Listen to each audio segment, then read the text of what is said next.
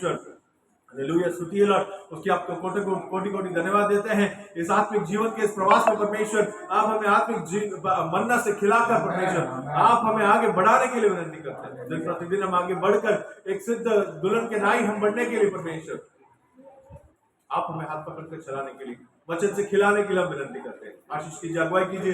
प्यारे प्रभु यीशु मसीह के नाम से मांगते हैं लॉर्ड।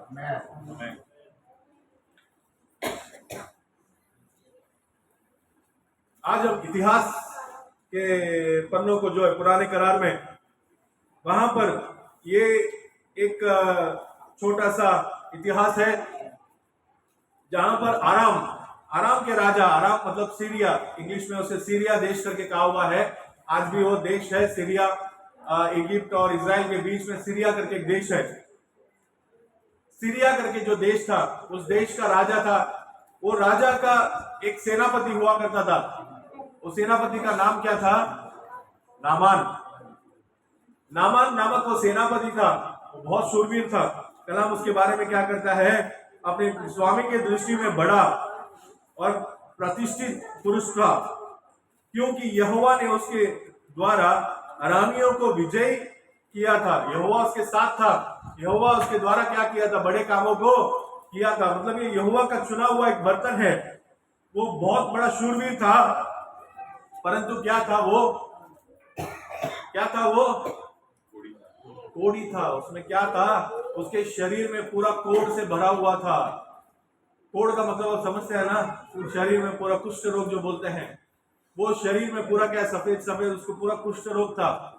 उसके शरीर में पूरा कुष्ठ रोग था। वो सेनापति था, बड़ा सेना उसको क्या करता था? उसका पीछा करता था। वो जोश युद्ध में जैसा आज्ञा देता था वैसे उसका पूरा सेना क्या करता था? वहां पर उसका पालन करता था। लेकिन वो खुद एक ऐसा व्यक्ति था, उसके व्यक्तिगत जीवन में जब वो अपने घर जाता था, व्यक्तिगत जीवन में वो क्या था? अपने शरीर के माध्यम में क्या था? वो एक कोढ़ी था, एक कुष्ठ रोगी था, बीमार था, उसके अंदर बीमारी था। इस बीमारी को जो है हटाने के लिए उसने बहुत प्रयास किया होगा, बहुत हकीमों को देखा होगा, बहुत डॉक्टरों को देखा होगा उस जमाने में। लेकिन यहाँ पर दूसरे वचन को पढ़िएगा। अरामी लोग दल बांधकर इजराइल के देश में जाकर वहां से एक छोटी लड़की बंदी बनाकर ले आए थे। छोटी लड़की को, इजराइल के अंदर से एक छोटी सी लड़की को उन्होंने क्या किया था? बंदी बनाकर ले आया था। हाँ। और वह नामान की पत्नी की सेवा करती थी। वो क्या करती थी? नामान के पत्नी की सेवा करती थी। वो नामान सेनापति के पत्नी की क्या करती थी? वो सेवा करती थी। हाँ। उसने अपनी स्वामिनी से कहा, यदि मेरा स्वामी शोम्रोन के भविष्यवक्ता के पास होता तो क्या ही अच्छा होता, क्योंकि वह उसको कोढ़ से चंगा कर देता। वो क्या कर देता? उसे कोढ़ से चंगा कर देता। अब एक इजरायली का एक छोटा सा लड़की, सोच कर देखिए, हमारे बीच में भी छोटे बच्चे काफी सारे हैं। हम भी काफी दिनों से क्या करें? परमेश्वर के वचन को सुन रहे हैं। इन छोटे बच्चों को भी जाकर क्या करना होगा? बाहर जाकर परमेश्वर का गवाही देना होगा। मेरा परमेश्वर ऐसा कर सकता है। मैंने मेरे परमेश्वर को ऐसे ऐसे कामों को करते हुए देखा है। मेरा परमेश्वर जीवित है। मेरा परमेश्वर क्या कर सकता है? चंगाई दे सकता है। मेरे परमेश्वर आपको मुसीबतों से छुटकारा दे सकता है। एक छोटा सा बालक, एक लड़की क्या करती है? इजराइल का एक लड़की है, इजराइल देश का एक लड़की, उसे बंदी बनाकर लेकर जाया गया। वो लड़की क्या करती है? बाहर जाकर यहोवा का नाम का गवाही देती है कि यदि यह शिमरोन में, हमारे देश में एक भविष्यवक्ता है, यदि यह उस भविष्यवक्ता के पास जाता तो क्या हो सकता था? उसे चंगाई प्राप्त हो सकता है। आज हम हर एक को क्या किया गया है? ऐसा एक सेवकाई हमारे अंदर भी है। हम ये नहीं सोचना है कि मैं कुछ नहीं कर सकता हूँ, मैं क्या कर सकता हूँ करके सोचकर एकदम दब कर अपने मन में एकदम ऐसा क्या अपने आप को कमजोर समझकर नहीं बैठना है। हम हर एक के अंदर परमेश्वर ने क्या कर रखा है? एक अद्भुत काम हर एक के जीवन में हमने क्या किया होगा? अनुभव किया होगा। उस अद्भुत परमेश्वर के माध्यम में, परमेश्वर ने जो हमारे जीवन में अद्भुत काम किया है, उस अनुभव को हमें क्या करना है? किसी तीसरे को भी हम क्या कर सकते हैं? जाकर वो हो सकता है वही हमारा सेवा होगा, हो सकता है हमारे बच्चों को, या हमारा वही सेवा होगा। हम तीसरे किसी आदमी व्यक्ति को जाकर बोले कि प्रभु यीशु मसीह आपके लिए क्या किया है, क्रूस पर मारा गया। प्रभु यीशु मसीह ने आपसे प्रेम किया है, प्रभु यीशु मसीह आपको चंगा कर सकता है। उसके प्रेम के बारे में और उसके सामर्थ्य के बारे में हमें क्या करना है? किसी और को एक छोटा सा गवाही देना है। ऐसा नहीं कि खड़ा रहकर बाइबल लेके प्रचार करना है, कोई जरूरत नहीं है। आपके जीवन में परमेश्वर ने जो अद्भुत काम किया है वो किसी व्यक्ति को बताकर, या परमेश्वर का प्रेम ऐसा है, परमेश्वर क्रूस पर मारा गया, परमेश्वर हमारे लिए लहू बहा है, वो हमारे उद्धार के लिए, हमारे पापों से छुड़ाने के लिए। हमने मनुष्य हैं, हम मिट्टी हैं, इस मिट्टी ने जो पाप किया है उस पाप से छुटकारा देने के लिए, उस पाप से क्षमा देने के लिए प्रभु यीशु मसीह क्या हुए? क्रूस पर बलिदान हुए। प्रभु यीशु मसीह हमारे चंगे होने के लिए, तो प्रभु यीशु मसीह ने क्या खाया? फोड़े खाए। कलाम मेरा ऐसा कहता है, मैंने इस चीज को अपने जीवन में अनुभव किया है, ये मेरा अनुभव है करके हम क्या कर सकते हैं? लोगों के बीच में गवाही दे सकते हैं। एक छोटा सा बालिका एक सेनापति के सामने, हम ये नहीं सोचना कि वो बहुत बड़ा हमारे मालिक है, उस मालिक के पास जाकर हम बोलेंगे तो क्या वो सुनेगा क्या? ऐसा करके हमें सोचने की जरूरत नहीं है। ऐसा हमें सोचने की बिल्कुल जरूरत नहीं है।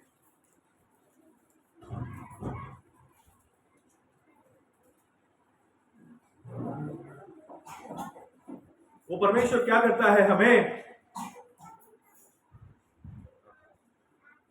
परमेश्वर क्या करेगा? हमारे गवाही को देखता है, हम क्या करते हैं। हमारे जीवन में परमेश्वर ने जो अनुभव दिया है, जो भला काम किया है, क्या हम उस काम को लेकर हम क्या कर जाते हैं? एक कोने में उसका बस अनुभव उठाकर, उसका लुत्फ उठाकर हम एक कोने में बैठ जाते हैं क्या उस परमेश्वर के बारे में हम बाहर जाकर बोलते हैं, किसी को जाकर बोलते हैं? किसी बड़ा व्यक्ति हो सकता है, पर उस जगह पे उस शब्द को, उस परमेश्वर के गवाही को देने के लिए परमेश्वर ने क्या किया होगा?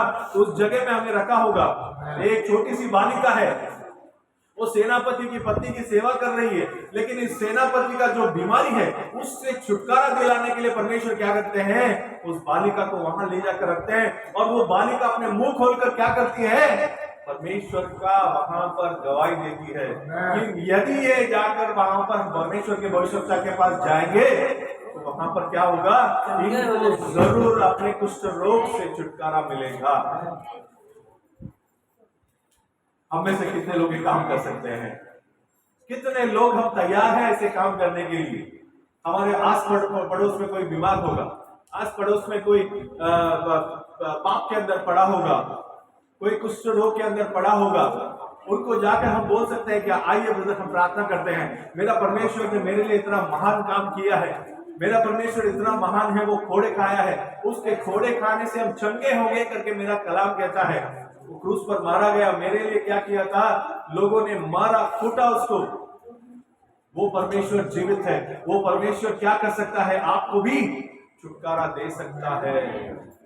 ये गवाही हमारे जीवन में क्या होना चाहिए? लोगों के बीच में होना चाहिए। एक बालिका ने वहां पर गवाही दिया। हाँ, उसके नीचे पढ़िएगा 14 वचन।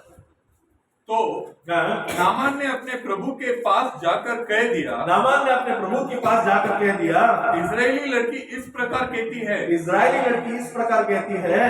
अराम के राजा ने कहा, अराम के राजा ने कहा, तू जा, मैं इजराइल के राजा के पास एक पत्र भेजूंगा, इजराइल के राजा के पास एक पत्र भेजूंगा। तब वह 10 किक्कार चांदी, 10 किक्कार चांदी और 6000 टुकड़े सोना, और 6000 टुकड़े सोना, और 10 जोड़े कपड़े साथ लेकर, और 10 जोड़े कपड़े साथ में लेकर रवाना हो गया। वो रवाना हो गया। वो जब उस बालिका का गवाही उसने सुना तो वो नामान क्या करता है? अपने राजा के पास जाता है, अपने राजा के पास जाकर पूछता है, बोलता है कि ऐसा ऐसा मेरे घर में एक बंदी बनाकर मैंने इजराइल का एक लड़की को लेकर आया था।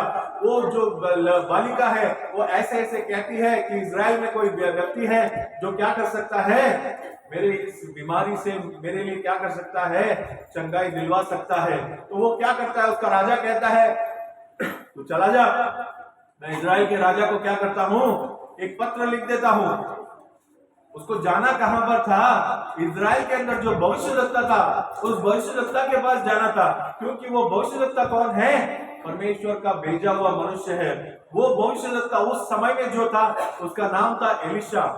इसके बारे में हमने पिछले समय में भी देखा था। परमेश्वर से चुना हुआ एक मनुष्य था एलिया के बाद कौन आया? एलिशा परमेश्वर का अभिषेक किया हुआ एक व्यक्ति था, अभिषेक किया हुआ परमेश्वर का दास था, लोगों के बीच में आकर वो सेवा करने वाला था। उस एलिशा के पास क्या करना था? इस नामान को जाना था।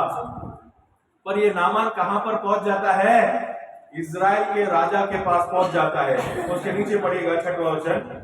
और वह इजराइल के राजा के पास वो पत्र ले गया जिसमें यह लिखा था, उसमें यह लिखा था, जब यह पत्र तुझे मिले तब जानना कि मैंने नामान नामक अपने एक कर्मचारी को तेरे पास इसलिए भेजा है कि तू उसका कोड़ा दूर कर दे, ताकि तू उसके कोड़ा को क्या कर सके? दूर कर सके। एक राजा दूसरे राजा को क्या करता है? चिट्ठी लिखता है, पत्र व्यवहार हो रहा है। वहां पर क्या कहता है? मेरे कर्मचारी को तेरे पास भेज रहा हूं, जब एक चिट्ठी तुझे मिलेगा तो तुझे क्या करना है? ये समझ जाना है कि तुझे इसके कोड से क्या करना है? चकाई करवाना है। क्या वो राजा उसके कोड से चकाई करवा सकता था क्या? बिल्कुल नहीं करा सकता था। उस समय में उसको कहां पर जाना था? उस बालिका ने किसके बारे में बताया था वहां पर? हमारे देश में कौन है? एक परमेश्वर का भविष्यद्वक्ता है, एक परमेश्वर का भेजा हुआ एक नबी है। इस समय का नबी हमारे बीच में है। उस नबी के पास जाओगे तो क्या करेगा? वो आपको चंगाई दिलवा सकता है इस कोड से। लेकिन ये नामान कहां पर पहुंच गया? पत्र लेकर राजा के पास पहुंच गया, उस देश के राजा के पास पहुंच गया और राजा घबरा गया। उसके नीचे पढ़िएगा। यह पत्र पढ़ने पर इजराइल के राजा ने अपने वस्त्र फाड़े और बोला, क्या मैं मारने वाला और जिलाने वाला परमेश्वर हूँ? कि उस पुरुष ने मेरे पास किसी को इसलिए भेजा है कि मैं उसका कोड दूर करूं।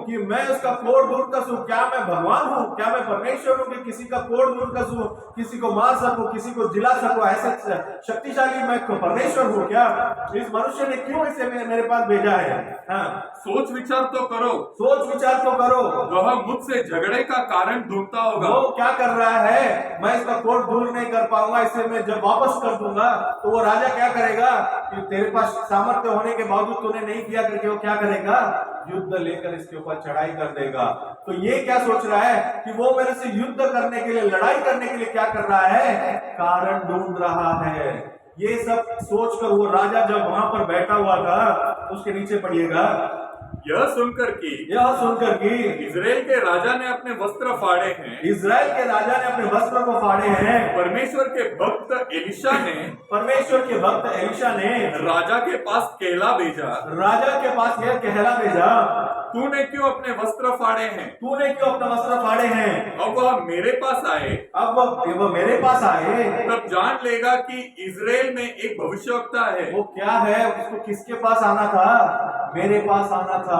एलिशा भविष्यवक्ता, परमेश्वर से चुना हुआ एक दास, परमेश्वर का अभिषेक पाया हुआ एक दास।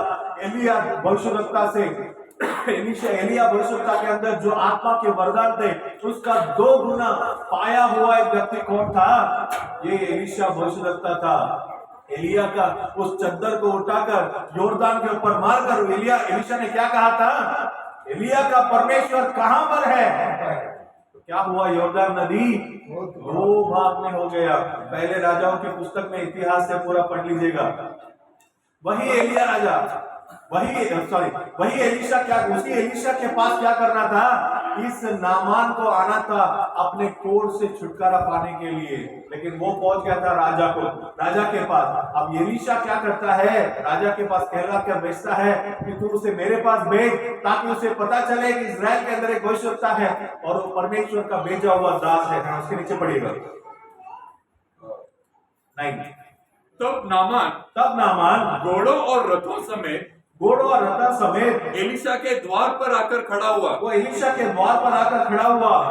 तब एलिशा ने एक दूत से उसके पास यह कहला भेजा, तू जाकर यरदन में 7 बार डुबकी मार, 7 बार डुबकी मार, तब तेरा शरीर तब तेरा शरीर ज्यों का त्यों हो जाएगा ज्यों का त्यों हो जाएगा और तू शुद्ध होगा। और तू शुद्ध हो जाएगा। वो नामान एक बहुत बड़ा सेनापति था और इजराइल देश कभी उस सीरिया देश का क्या कर रहे थे, गुलामी कर रहे थे। ऐसा सेनापति एकदम ताकतवर से सेनापति था।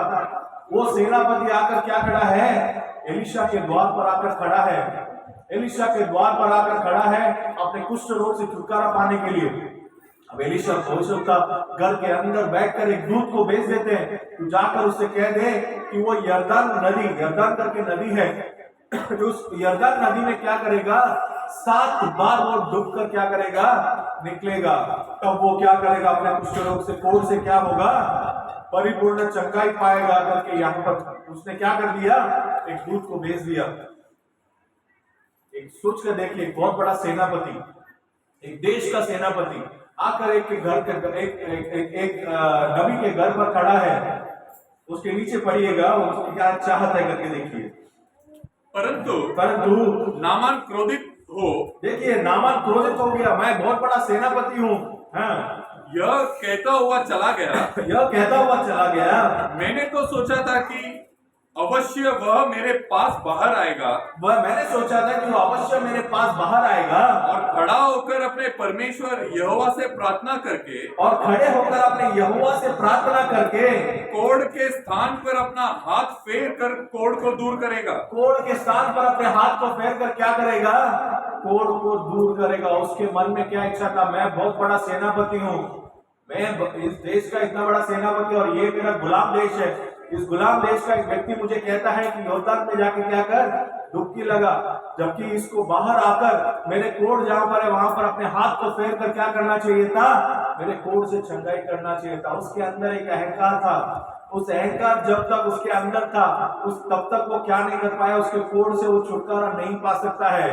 वो ये सोचकर वो क्या करता है और आगे जाता है, उसमें और पढ़िएगा, क्या दमिश्क के अबाना, दमिश्क के अबाना और पर्पर नदियां इजराइल के सब जलाशयों से उत्तम नहीं है? क्या मेरे देश में इससे बड़े बड़े नदियां नहीं है? मेरे देश में क्या है, ये जो यरदन नदी इसमें जाकर डूबने के लिए बोल रहा है, उससे बड़े बड़े नदियां कहां पर है, मेरे देश में है। उसके पानी और भी मीठे हैं, उसके पानी इससे भी बहुत अच्छे हैं, मैं जाकर वहां पर डुबकी लगा सकता हूँ, मैं क्यों यहाँ पर डुबकी लगाऊं? ये मनुष्य को मेरे पास आना चाहिए था, मैं इतना बड़ा सेनापति हूँ। उसके अंदर क्या है, वो एक अहंकार है, मैं इतना बड़ा व्यक्ति हूँ, मेरे पास आकर क्या करना चाहिए था, इस भविष्य आकर मेरे ऊपर हाथ लगाकर मुझे चंगाई देना चाहिए था। लेकिन ये जाकर कहता है कि जाकर डुबकी लगा, मेरे सामने भी नहीं आया। हाँ पढ़िएगा, क्या मैं उनमें स्नान करके शुद्ध नहीं हो सकता? क्या मैं उन नदियों में स्नान करके शुद्ध नहीं हो सकता? क्यों नहीं यरदन में डुबकी लगाऊं? हाँ इसलिए वह क्रोध से भरा हुआ लौट कर चला गया, क्रोध से भरा हुआ लौट कर चला गया। हाँ, तब उसके सेवक पास आकर कहने लगे, तब उसके सेवक, उसके दास जो है, उसके सेवक उसके पास आकर कहते हैं, हे हमारे पिता, हे हमारे पिता, यदि भविष्यवक्ता तुझे कोई भारी काम करने की आज्ञा देता, भविष्यवक्ता कहता कि तेरे कोढ़ को चंगाई करने के लिए तू 5 लाख रुपए जमा कर दे, या तूने जितने दान लेकर आया है सब कुछ मेरे भंडार में जमा करवा दे, और भी मुझे इतना सोना चाहिए, तू इतना भारी भारी काम अगर बोलता तो तू क्या करता? जरूर करता। हाँ, तो क्या तू उसे न करता? क्या तूने ऐसा नहीं करता? फिर जब वह कहता है कि स्नान करके शुद्ध हो जा, जब वो कहता है कि स्नान करके क्या हो जा, शुद्ध हो जा, तो कितना अधिक इसे मानना चाहिए? तो कितना अधिक क्या करना चाहिए? इसे मानना चाहिए। आज भी यहाँ पर क्या प्रचार होता है, पापों से छुटकारा पाने के लिए आपको क्या करना है? स्नान करना है। आपके पापों से छुटकारा पाने के लिए 5 लाख रुपया दान दो, 10 लाख रुपया दान दो करके क्या नहीं किया जाता है? मांगा नहीं जाता है। आपके पापों के लिए वो परम प्रधान परमेश्वर मांस का रूप धारण करके इस धरती पर आकर क्रूस पर बलिदान हुआ, अपने बहुमूल्य अपने कीमती लहू को क्या किया उसने, हमारे लिए मोल दिया, ताकि हम क्या हो सके, हमारे पापों से छुटकारा पा सके, हमें उद्धार प्राप्त हो सके। उस उद्धार को प्राप्त करने के लिए वही परमेश्वर ने क्या किया, एक मार्ग को रखा। वो मार्ग क्या है? बहुत बड़ा बड़ा काम नहीं करना है, आपको बहुत बड़ा पहाड़ चढ़ने के लिए नहीं बोला गया है, आपको बहुत क्या कर, आपको नंगे पैर 10 किलोमीटर चलना है, भारी काम नहीं दिया है, आपको एक साधारण सा काम दिया है। क्या काम है? मन फिराओ, पश्चाताप करो। पतरस वही कहता है ना, मन फिराओ, पश्चाताप करो। हर एक व्यक्ति अपने पापों को कबूल करके क्या करो, प्रभु यीशु मसीह के नाम से क्या करो, बपतिस्मा ले लो। वही स्नान करने के लिए यहां पर भी कलाम में बोला गया है। आपको कोई भारी काम करने के लिए नहीं बोला गया है। कोई भारी काम करने के लिए बोलते हैं तो तुरंत क्या करते हैं, हाँ वो काम कर देंगे तो क्या हो जाएगा, हमारा चंगाई हो सकता है, ये काम कर देंगे तो हमारा चंगाई हो सकता है। कलाम में ऐसा कोई भारी काम करने के लिए नहीं कहा है। आपको केवल मन फिराना है, मन को पूरी तरीके से क्या करना है, मोड़ लेना है, दुनिया से छोड़ देना है। प्रभु यीशु मसीह की तरफ मन मोड़ने के लिए क्या कहता है, ये कलाम कहता है पूरी तरीके से मन फिराकर, पर प्रभु यीशु मसीह के नाम से क्या करना है, बपतिस्मा लेना है। यहाँ पर नामान को भी वही उसके दास समझा रहे हैं। आपको कोई भारी काम करने के लिए यदि बोला होता तो आप क्या करते थे, तुरंत कर दिए होते। बहुत बड़ा भारी काम आपको, आपका जमीन जायदाद भी उसके नाम पर करने के लिए बोलते थे, उस कोर्ट से चंगाई होने के लिए आप जरूर कर दिए होते। लेकिन वो इतना भारी काम आपको बिल्कुल करने के लिए नहीं बोल रहा है। वो क्या कहता है, एक साधारण सी बात कहता है कि जाकर नदी में क्या करना, स्नान कर लेना। उस नदी में पूरी तरीके से डूबकर उसे क्या करना है, स्नान करना है। आज भी एक मनुष्य को कोड़ क्या है, कोड़ आज जो है पाप को दर्शाता है। कोड़ किसे दर्शाता है, कुष्ठ रोग किसे दर्शाता है, मनुष्य के अंदर के पाप को दर्शाता है। उस मनुष्य के शरीर में बाहरी रीति से क्या था, उस दिन कुष्ठ रोग दिखाई दे रहा था। लेकिन आज आत्मिक जीवन में कुष्ठ रोग क्या है, मनुष्य के अंदर जो पाप है वो कुष्ठ रोग है। वो मनुष्य को बाहरी शरीर में चंगाई होना था, आज हमारे आत्मिक जीवन में हमें क्या होना है, चंगाई पाना है। वही चीज परमेश्वर ने कहा था, यदि कोई जल और आत्मा से जन्म ना ले तो वो अनंत काल के जीवन के अंदर क्या नहीं कर पाएगा, प्रवेश नहीं कर पाएगा। यहाँ पर नामान को भी वही चीज कहा गया था, तू क्या कर, भारी काम मत कर, तू एक छोटा सा काम कर दे, जाकर क्या कर, स्नान कर। आगे बढ़िएगा। तब उसने परमेश्वर के भक्त के वचन के अनुसार, उसने परमेश्वर के भक्त के वचन के अनुसार यरदन को जाकर उसने 7 बार डुबकी मारी। उसने क्या किया, 7 बार उसने वहां पर डुबकी मारी, और उसका शरीर छोटे लड़के का सा हो गया, हो गया, और वह शुद्ध हो गया। और वो क्या हो गया, शुद्ध हो गया। कलाम कितना सफाई से लिखता है, देखिए, शुद्ध हो गया। एक मनुष्य जैसे ही जल और आत्मा से जन्म लेता है, बपतिस्मा लेता है, स्नान लेता है, वैसे ही वो क्या होता है, पूरी तरीके से शुद्ध हो जाता है। पापों से छुटकारा वो पूरी तरीके से क्या कर लेता है, उद्धार प्राप्त करता है। अपने मन के, अपने जीवन में, आत्मिक जीवन का जो पाप का जो कुष्ठ रोग है, उस कुष्ठ रोग से पूरी तरीके से क्या करता है, वो मुक्ति पाता है। आज मनुष्य और अनंत काल के जीवन के बीच में जो रुकावट है वो क्या है, मनुष्य के अंदर का पाप, मनुष्य का भटका हुआ मार्ग, मनुष्य जो गलत मार्ग में चलता है, जो गलत विचार करता है, उसके अंदर पाप भरी जो विचार है वो उसे क्या करता है, उस अनंत काल के अंदर जाने से रोकता है। उस पाप से यदि मनुष्य को छुटकारा पाना है तो उसे क्या करना है, वही स्नान करना है, कोई बड़ा काम नहीं करना है, वही स्नान। परमेश्वर उसे ही निकोदेमुस को कहते हैं, तू जल और आत्मा से क्या करना है, तुझे जन्म लेना है। वो स्नान जल से तो हम बपतिस्मा ले लेते हैं, इस टांकी में डूबकर परमेश्वर प्रभु यीशु मसीह के नाम से बपतिस्मा ले लेते हैं, लेकिन आत्मा से भी क्या करना है? उस पवित्र आत्मा जो परमेश्वर ने हमें यहाँ पर प्रतिज्ञा के रूप में दिया है, उस पवित्र आत्मा से भी हमें क्या करना है? भरपूर रीति से भरना होगा। वो एक मनुष्य जल और आत्मा से यदि जन्म ले लेगा दोबारा, तो वो परमेश्वर का राज्य का क्या होता है? वारिस होता है। आज हम सब अपने पारिवारिक जो है परिवार के क्या है? वारिस है, या हमारे परिवार के एक अंश है। हम हमारे पिता के नाम को लेते हैं, हमारा पिता ने उनके पिता को नाम को क्या होगा? लिया होगा। हम सब एक ही क्या है? एक ही वंश में आगे बढ़ते रहते हैं। आप सोच कर देखिए, उस वंश में हम कैसे आए? हमारे परिवार का एक अंग हम कैसे बने? क्योंकि हम उस परिवार में क्या हुए हैं? जन्म लिए हैं। हम हमारे परिवार के अंग इसलिए हैं क्योंकि हमने उस परिवार में क्या किया है? जन्म लिया है। मांस के रीति से मैं मेरे पिता का बेटा इसलिए हूं क्योंकि मैंने मेरे पिता और मेरे माता का जन्म हुआ हूं। मैं उनका इसलिए क्या हूं? पुत्र हूं। लेकिन मुझे परमेश्वर के राज्य का वारिस यदि बनना है, परमेश्वर का पुत्र यदि बनना है, तो मुझे क्या करना होगा? दोबारा जन्म लेना होगा। और वो दोबारा जन्म कैसे लेना है? जल से और आत्मा से जन्म लेना है। साधारण सी बात को परमेश्वर यहाँ पर रखते हैं। इस साधारण से बात के लिए उस जन्म लेने से पहले एक मनुष्य के अंदर का पाप से उसको छुटकारा मिलना चाहिए। एक मनुष्य के अंदर जो अहंकार है, उस अहंकार से, उसके घमंड से उसको क्या करना चाहिए? पूरी तरीके से मन फिरा कर, छोड़कर, इन सब बातों को छोड़कर परमेश्वर के पास आना है। अगर नामान अपने अहंकार में रहता तो उस दिन क्या नहीं करता? यरदन नदी में जाकर डुबकी नहीं लगाता। और यदि डुबकी नहीं लगाता तो उसे क्या नहीं मिलता? उसके कुष्ठ रोग से छुटकारा नहीं मिलता।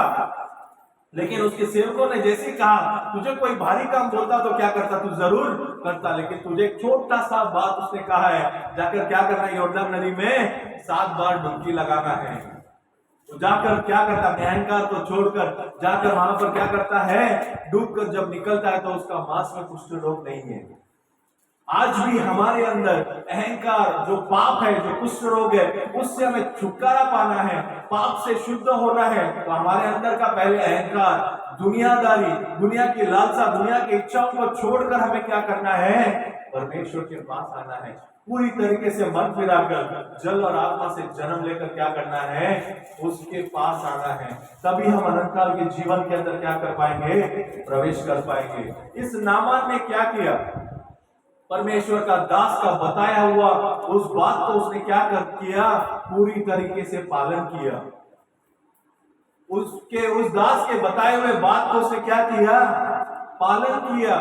आज भी परमेश्वर हमसे वही चाहते हैं कि हमें क्या करना है? उसकी आज्ञाओं को क्या करना है? पालन करना है। पढ़िएगा यूहन्ना 14वां अध्याय 15वें वचन को।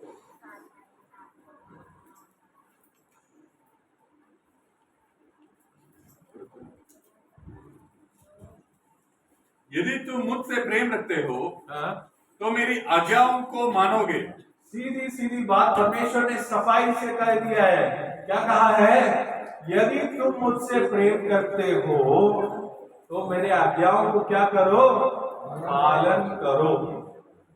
परमेश्वर ने जो जो आज्ञाएं दी हैं, उन आज्ञाओं को परमेश्वर क्या कहते हैं? कि पालन करो। मूसा के द्वारा परमेश्वर ने 10 आज्ञाओं को दिया था। उस 10 आज्ञाओं को परमेश्वर ने क्या किया? परमेश्वर इस धरती पर आने के बाद उसमें से कुछ आज्ञाओं को परमेश्वर ने और थोड़ा बढ़ाया। उस बढ़ाकर परमेश्वर क्या कहते हैं? उन आज्ञाओं को क्या करना है? मनुष्य को पालन करना है। यदि आप परमेश्वर से प्रेम करते हो तो क्या करना है? उसके आज्ञाओं को पालन करना है। यहाँ पर नामान ने क्या किया था? परमेश्वर के दास के बताए हुए उस बात को उसने क्या किया था? पूरी तरीके से पालन किया था। पूरी तरीके से उसने पालन किया। उसी तरह परमेश्वर भी चाहते हैं कि यदि हम उससे प्रेम करते हैं, हम दिन रात कहेंगे कि मैं उससे प्रेम करता हूं, मैं परमेश्वर से बहुत प्रेम करता हूं करके कहेंगे, लेकिन हम परमेश्वर के उन आज्ञाओं को पालन ही नहीं करेंगे, तो क्या सच में हम परमेश्वर से प्रेम रखते हैं? क्या हम बिल्कुल परमेश्वर से प्रेम नहीं रखते हैं? यदि हम पूरी तरीके से उसकी आज्ञाओं को पालन करते हैं, तो कहता है चोरी मत करो, वो कहता है कि मैं अकेला खुदा हूँ, मुझे छोड़ किसी और परमेश्वर को क्या नहीं करना, नमन नहीं करना, किसी को बुराई नहीं करना। 10 आज्ञाओं को परमेश्वर ने लिखकर दिया है। निर्गमन का पुस्तक 20वें अध्याय में आप इसको पढ़ लीजिएगा। 10 आज्ञाओं को परमेश्वर ने क्या किया, मूसा को लिखकर दिया था। अपने माता पिता का आदर करना, 10 आज्ञाओं को क्या किया परमेश्वर ने, चोरी ना करना, घात ना करना, 10 आज्ञाओं को परमेश्वर ने लिखकर दिया था। 10 आज्ञाओं को क्या किया था परमेश्वर ने, मूसा के द्वारा लिखकर दिया था। आज्ञाओं को परमेश्वर क्या कहते हैं, पालन करो। उन आज्ञाओं को परमेश्वर ने आगे जाकर क्या किया, थोड़ा बदलाव किया, थोड़ा और उसको क्या किया है, थोड़ा और उसको क्या किया है, कड़क किया है, ताकि हमें क्या करना है, हम मांस के रीति के इजरायली लोग नहीं हैं, हम आत्मिक रीति के बच्चे हैं। उसको क्या किया, 1-2 आज्ञाओं को परमेश्वर ने और भी क्या किया, कड़क किया है, ताकि हम क्या करना है, पूरी तरीके से उसे पालन करना है। हम उसके बारे में अलग से एक दिन पूरा देखेंगे उसको, लेकिन यहाँ पर जो है परमेश्वर क्या कहता है, यदि आप मुझसे प्रेम करते हो तो क्या करना, मेरे आज्ञाओं को पालन करना।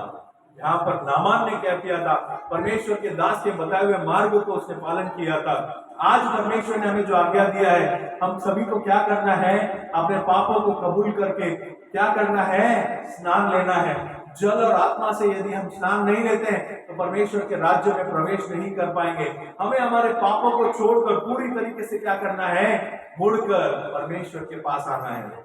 एक ऐसा व्यक्ति था जो परमेश्वर का अभिषेक किया हुआ एक व्यक्ति था, उसको परमेश्वर ने काम देके रखा था। एक राजा करके उसे क्या किया था, चुना था परमेश्वर ने कि ये राजा रहेगा इजरायली देश का। उसको एक आज्ञा दिया था, उसको एक काम दिया था, उसको क्या करना था, फिलिस्तियों को पूरी तरीके से क्या करना था, मारना था। उनके अंदर पूरा गाय बैल बकरी सारे सबको क्या, बच्चे से लेकर बूढ़े से सभी को क्या करना था, वो तेरा विरोधी देश है, तुझे पूरी तरीके से क्या करना है, मारना है। एक बार इजराइल का सेना वहां पर उनके विरुद्ध में वहां पर सेना युद्ध छिड़ गया फिलिस्तियों के विरुद्ध। इजरायली लोगों ने वहां के सारे लोगों को, बूढ़े बच्चे सबको क्या कर दिया, मार डाला।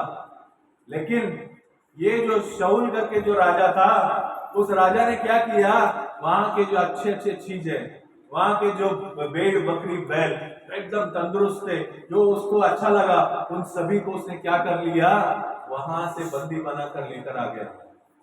वहां से क्या कर लिया, लेकर आ गया अपने लिए। परमेश्वर ने देखा, अपने भविष्यवक्ता को, नबी को क्या कर दिया, उसके पास भेज दिया। कहा, मैंने तुझे क्या आज्ञा दिया था, फिलिस्तियों के विरुद्ध में क्या करना है, पूरी तरीके से सब कुछ नाश करना है। वो कहता है, राजा कहता है, हाँ मैंने सभी को क्या कर दिया, वहां पर नाश कर दिया, पूरा सेना लेकर गया, परमेश्वर हमारे साथ थे, हमने क्या कर दिया, सबको नाश कर दिया।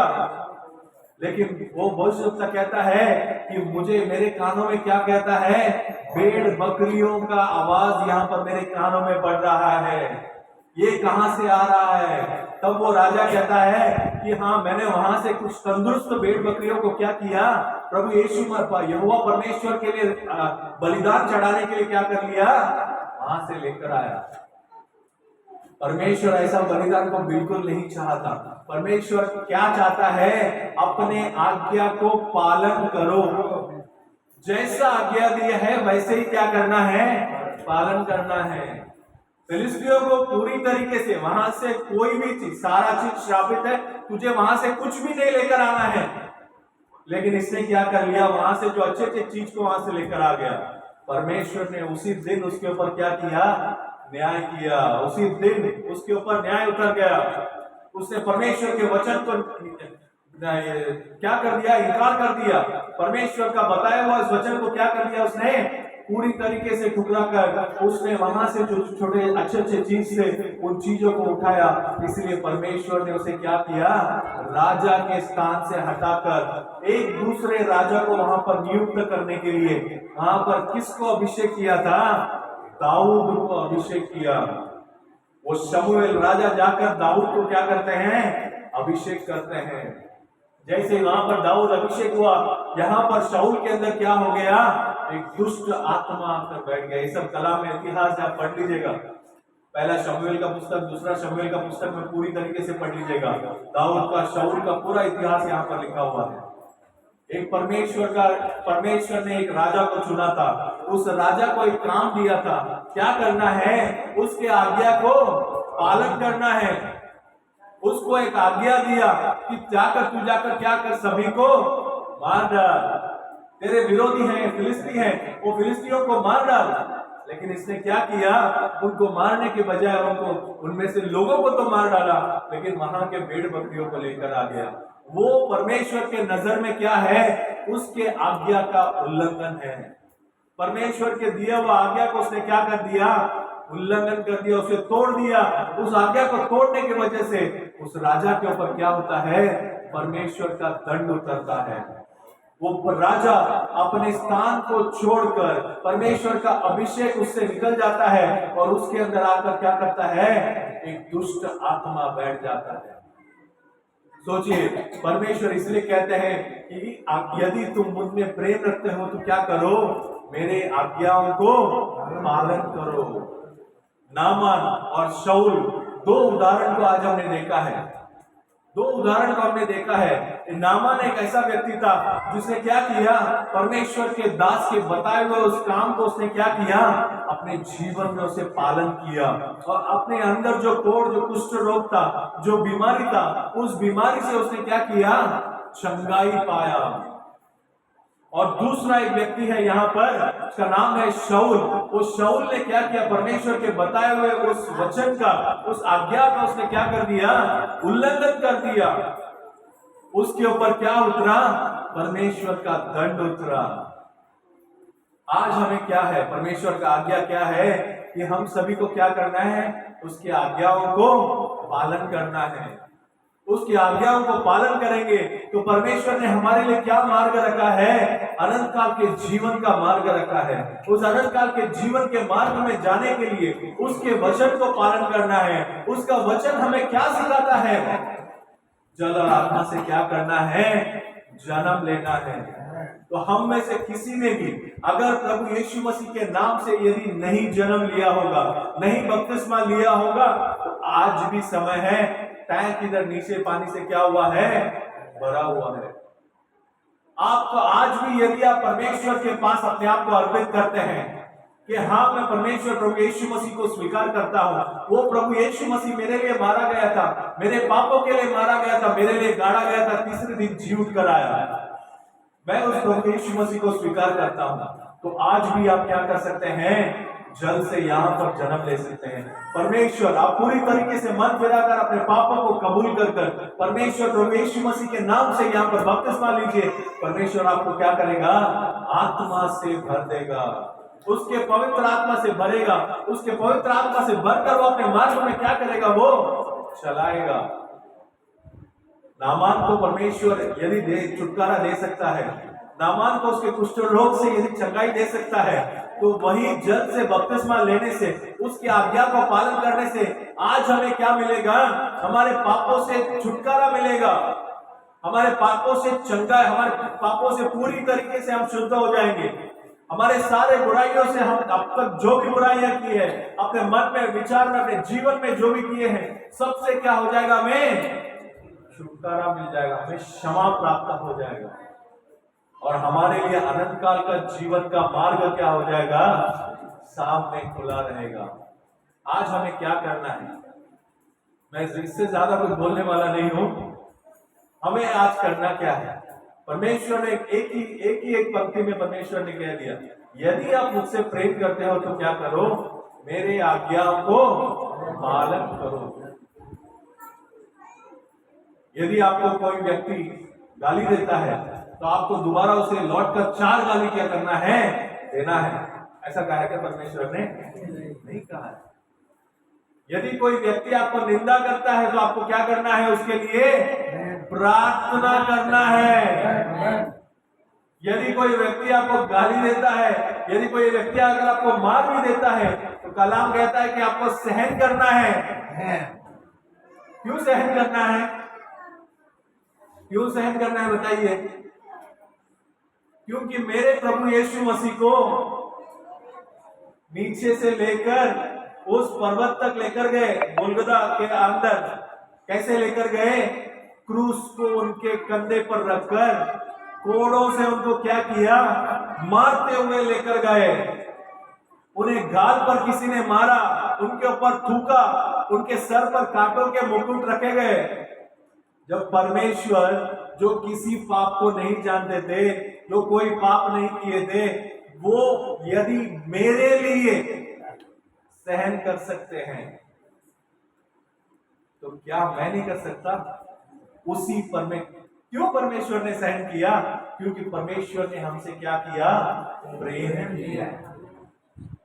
मैं उद्धार पाना चाहिए, मेरा बच्चा इस दुनिया में है, उस बच्चे को क्या करना है? उद्धार, प्रेम से, प्यार, पाप से छुटकारा देना है। वो पाप से छुटकारा पाएगा तभी क्या होगा? उद्धार मिलेगा उसको। उस उद्धार को हमें देने के लिए वो मार खाए। तो आज उसी परमेश्वर के यदि हम बच्चे हैं तो क्या हम नहीं कर सकते हैं क्या सहन? इसीलिए क्या कहते हैं परमेश्वर कि यदि कोई आपको मारता है, मत्ती का किताब 5वां अध्याय 6वां अध्याय में आप पढ़ लीजिएगा। कलाम के बाहर से कुछ नहीं कहता हूं, कलाम के अंदर से ही सब कुछ बता रहा हूं।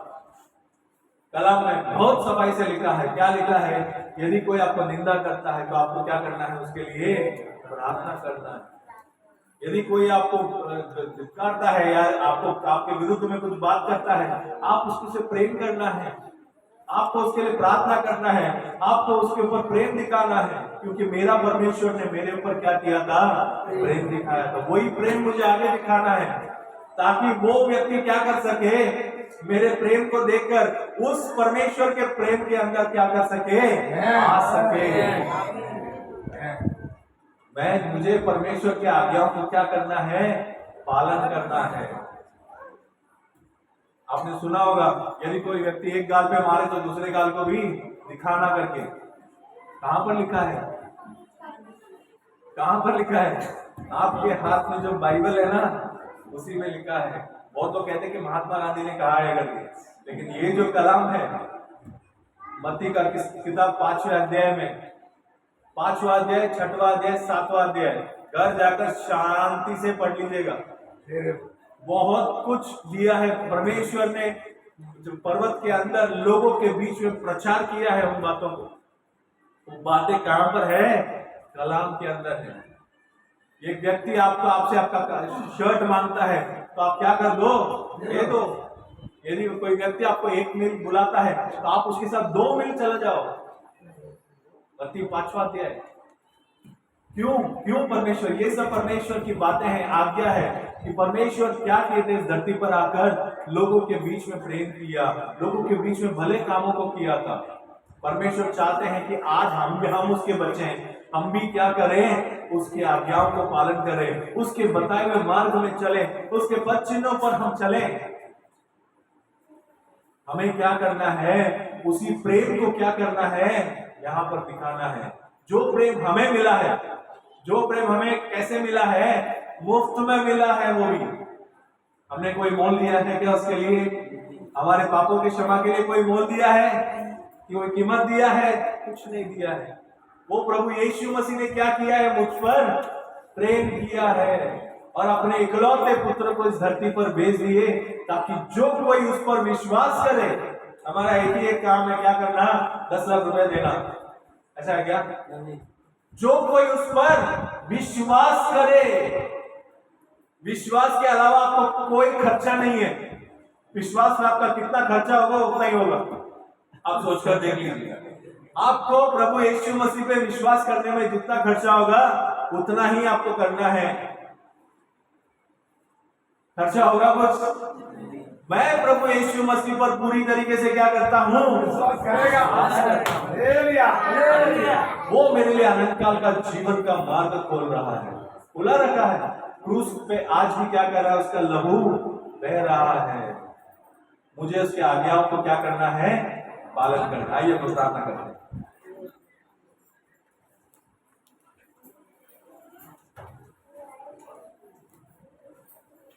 हम सभी लोग उठकर खड़े हो जाएंगे।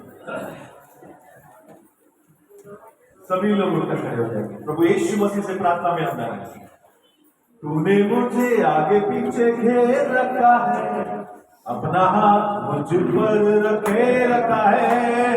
तूने मुझे आगे पीछे घेर रखा है, अपना हाथ मुझ पर रखे रखा है। तेरी आत्मा से भाग कर मैं कहाँ जाऊं, तेरी आत्मा से भाग कर मैं कहाँ जाऊं। स्तुति लॉर्ड, धन्यवाद लॉर्ड। आपके सम्मुख में हम आते हैं, आपके आत्मा से बात कर हम कहां पर जाएंगे परमेश्वर। हम आपके आज्ञाओं को पालन करने के लिए आपने हमें चुन रखा है परमेश्वर। आपने इस धरती के उत्पन्न होने से पहले से हमने चुन रखा है, इसलिए आपको धन्यवाद देते हैं परमेश्वर। आपने हमारे बीच में एक छोटा सा संदेश दिया है परमेश्वर। आपने एक मन्ना हमारे बीच में दिया है, आपके आज्ञाओं को हमें पालन करना है।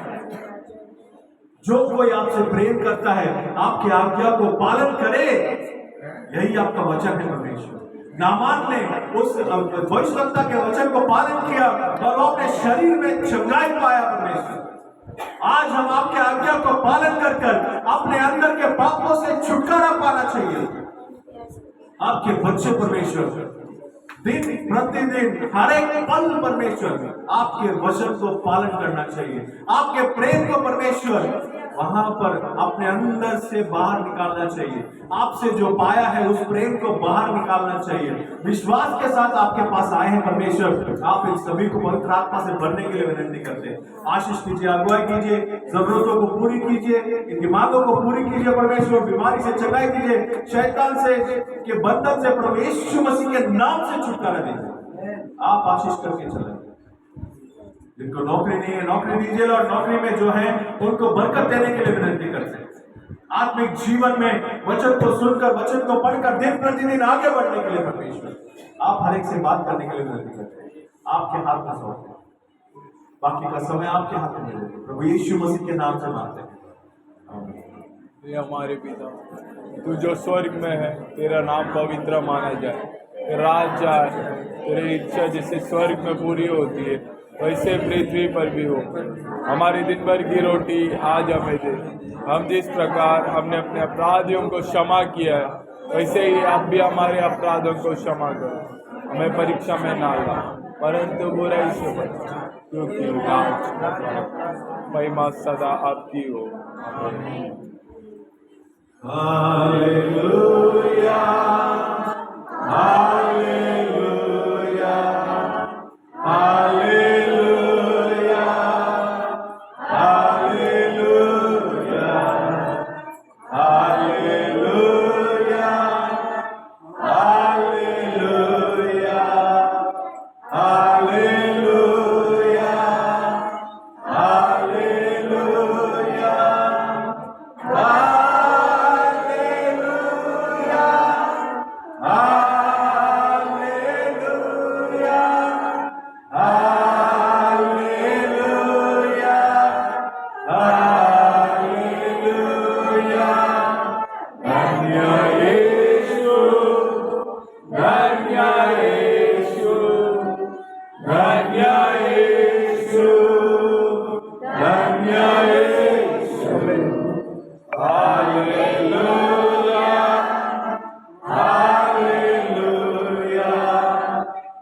हालेलुया, हालेलुया,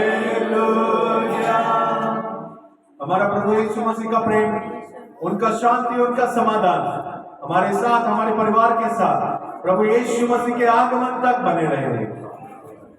आमीन, हालेलुया।